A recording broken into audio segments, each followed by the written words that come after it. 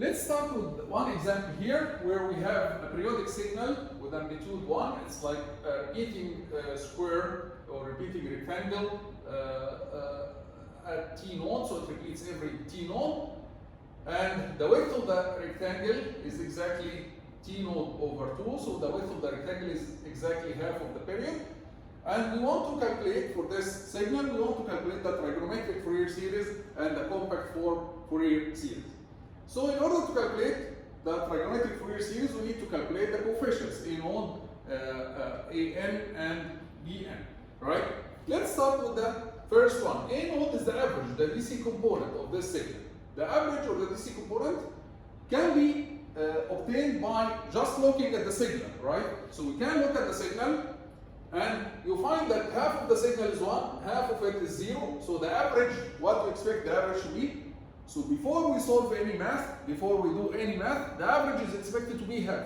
However, if you are not sure, you can just calculate it by integrating the signal over one period, and you can take the period from, let's say, minus t node over 4 up to here 3 t node over 4, this point.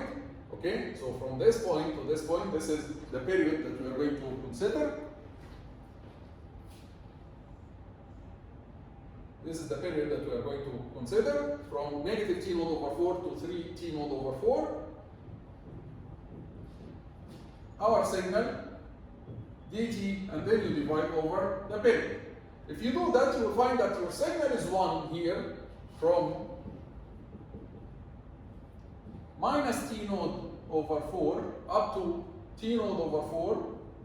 Your signal is 1, while the remaining of the period, your signal is 0, right? So this will give you 0, and this will give you t node over 2. So what you will get 1 over t node multiplied by t node over 2, which will give you half. So A node, the DC component, is half. We notice something else, something very important. This signal, is it even or odd? Is this signal even or odd? This signal, clearly, it is even. And if we have an even signal, let's go back to trigonometric Fourier series. The trigonometric Fourier series says it's A node plus summation An cosine N omega node t plus summation Bn sine N omega node t. A node, this is a DC term, which is DC is even, right? This is even. DC constant. All the time constant, this is an even function. Cosines are also even functions. Sines are odd functions. So here, there is something to note that can simplify the solution to you. Is if your function x of t, is even, then it will be represented in terms of even functions only. So it will be represented in terms of the DC term, which is even, and the cosines, which are even. And all the sine terms will be 0. So all the sine terms will be 0. Because you cannot represent an even function in terms of odd functions. So if your function is even from the beginning, before you take the pen and you start solving the problem, you know that all the sine terms will be 0. Which means that all bn's will be 0. We don't have to solve for bn's. Okay? And on the other hand, if x of t is odd, then it will be represented in terms of odd signals only, which are the sines. And all the cosines and the DC term, all of them will be 0, which means that all A0 and AN, all of them will be 0. So if the signal is even, you know from the beginning that all the bn's, if the signal is even, all the bn's will be 0, and if the signal is odd, all the a's will be 0. Here our signal is even, so we know from the beginning that all the bn's will be 0, we don't have to calculate it. We already calculated A naught, so remaining is we need to calculate An. Let's do the form of An. So An equals what? An is defined as 2 over T naught, integration over one period, and we integrate over one period, we integrate our signal x of t. This should be x of t, by the way, because we called it here in the example x of t. We should integrate our signal x of t times cosine n omega naught t dt over one period. Again, let's take that one period from minus t naught over 4 to 3 t naught over 4. Again, our signal exists only, it's one only between minus t naught over 4 to t naught over 4 and 0 after. So this integration will be integration from minus t naught over 4 up to t naught over 4, 1 multiplied by cosine.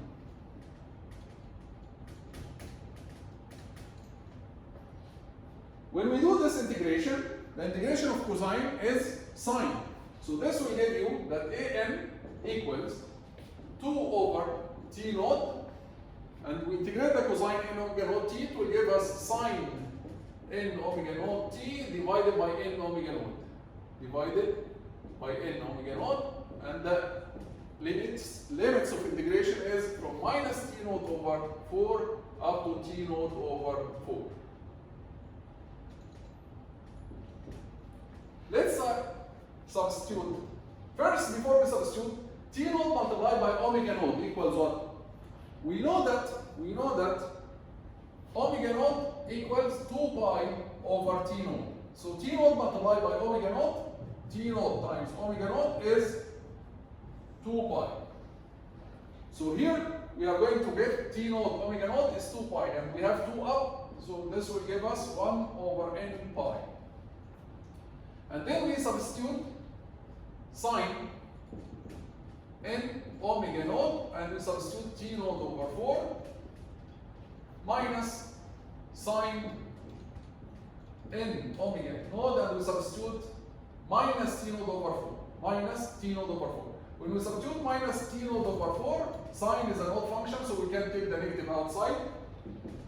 When we take the negative outside, these two signs will be exactly the same, and we will get 2 over n pi sine n omega naught t naught over 4. Again, omega naught t naught equals what? 2 pi. 2 pi divided by 4 will give you pi over 2. So this will give you 2 over n pi sine n pi over 2. And this is the result for general expression for an. So an will be equal to this expression, which means that as you change n, the value of an, of course, is going to change. Let's think about this expression a little bit. This is sine of a certain angle, n pi over 2. When n is even, if n is even, this will give you what? This will give you either sine pi, or sine 2 pi, or sine 4 pi, or 6 pi, and these signs, sine pi, sine 2 pi, sine 4 pi, all of them are 0. So if n is even, this will give you 0. If n is odd, for example 1, if n is odd, for example 1, it will give you sine pi over 2, which is 1, right? When n is 3, it will give you sine 3 pi over 2.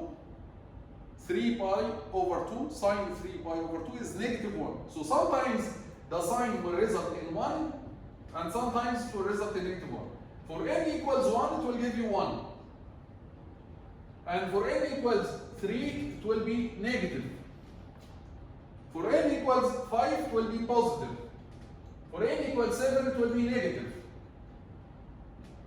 For n equals 9, positive. For n equals 11, negative, and so on.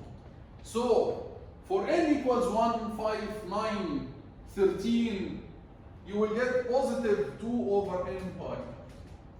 While for n equals 3, 7, 11, 15, you will get negative 2 over n pi. So basically here, this is a node, this is an. We obtained now the coefficients for the trigonometric Fourier series. We can write now the trigonometric Fourier series as half plus, let's substitute n equals 1, it will be 2 over pi cosine omega naught t. If we substitute n equals 2 is even, it will give us 0. And then we substitute n equals 3, it will give us negative 2 over 3 pi, negative 2 over 3 pi cosine 3 omega naught t.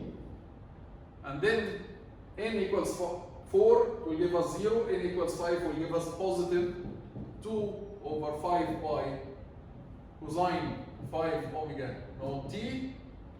And then the next term will be negative 2 over 7 pi, odd terms, so over 1, 3, 5, 7, but 1, 5, 9 will be positive.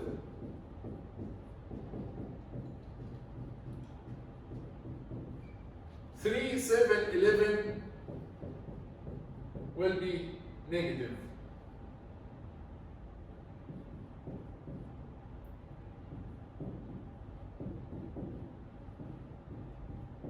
And so on. So this is the trigonometric Fourier series. We obtained the coefficients, we obtained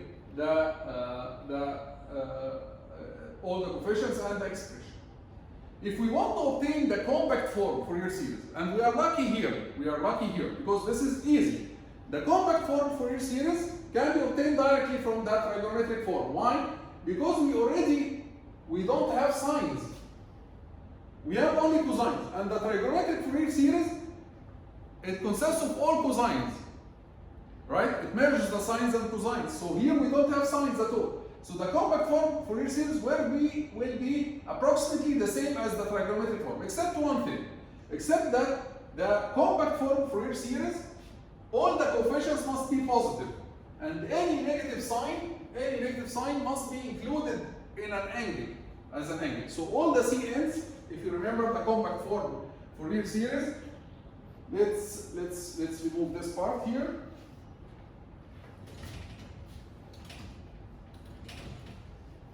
If you remember the compact form Fourier series,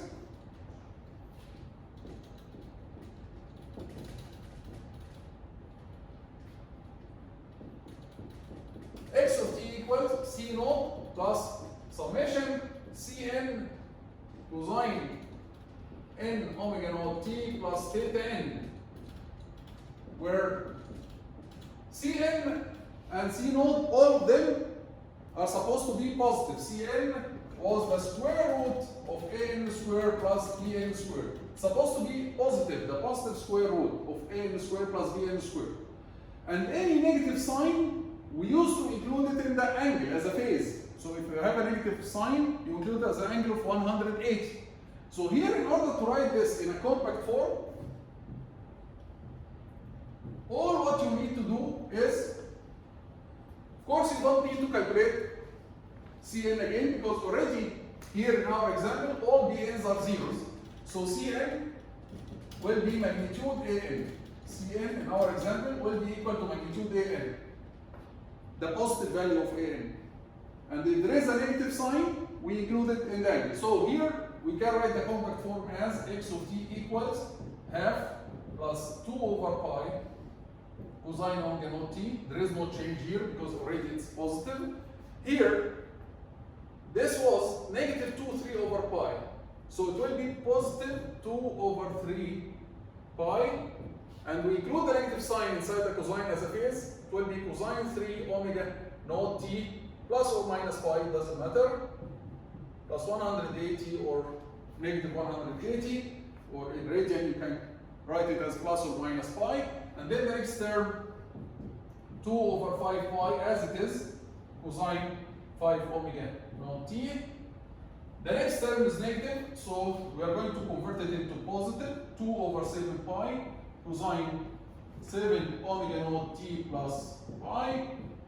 Next term is the same, cosine 9 omega naught t, and the one after was negative, so we are going to make it positive, and we include a phase omega naught t plus pi, and so on. So this is now the compact form Fourier series, the compact form. All the coefficients, notice that all the coefficients must be positive, all the CNs must be positive, and if you have a negative sign, you include it inside the phase. Of course, you can do more here. You can calculate the exponential Fourier series because now you know the CNs, you know the CNs, and you know the phases, the theta n.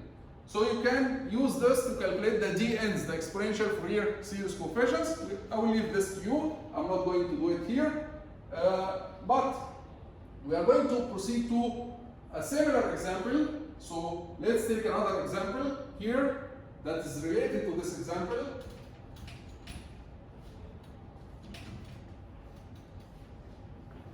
Imagine that after you solve this example, I'm going to ask you to, so after you solve this example, I ask you to calculate the Fourier series for a function that looks like this.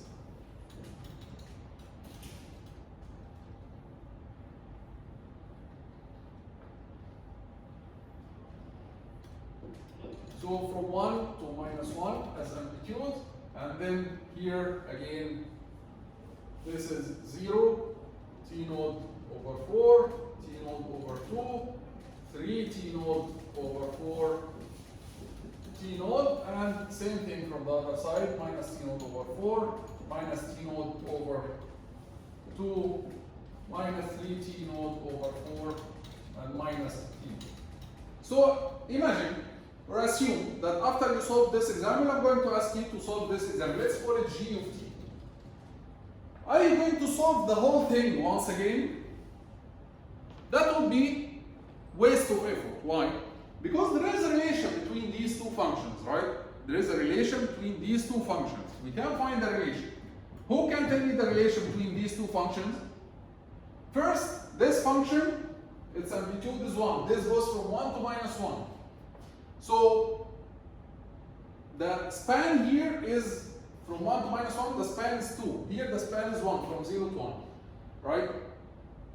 And this is shifted down, it has a negative part. What if we multiply x of t by 2? If we multiply x of t, the signal x of t by 2. If we multiply x of t by 2, instead of amplitude 1 here, we'll get an amplitude of 2, right?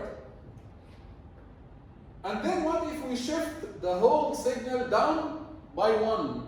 If we shift the whole signal down by 1, this level, the 0 level, will go to negative 1, and the 2 level will go to 1, and it will give us exactly this signal. So g of t can be written as 2x of t minus 1. 2x of t minus 1. And hence, since we obtained already the Fourier series for x of t, we can just multiply the Fourier series by 2 and subtract 1 in order to get the Fourier series for g of t, which will be, if we multiply this Fourier series by 2, okay, half will be 1, right? So if we multiply by 2, it will be 1 plus 4 over pi cosine omega naught t plus 4 over 3 pi cosine 3 omega naught t plus pi, the angle, and so on, 4 over 5 pi cosine 5 omega naught t plus, without plus here, there is no phase here, and so on. This is after we multiply by 2. And then we are going to subtract 1. So we are going to subtract 1. When we subtract 1, this 1 is going to cancel with this 1. The DC term is going to disappear, and the remaining will be only the Fourier series that contains cosines only, like this. And this makes sense. Why? Because the average, the DC term of this signal is what? It's 0. Because half of the signal is 1, half of it is negative 1. So the average or the DC term is what? It's 0. So we don't have a DC term here, and we will get this Fourier series which is all cosines. Some of them with phases, some of them with 0 phase, some of them with 180 degrees, and all of them with odd harmonics. Okay? we'll stop here in this video, and in the next video we are going to solve another example.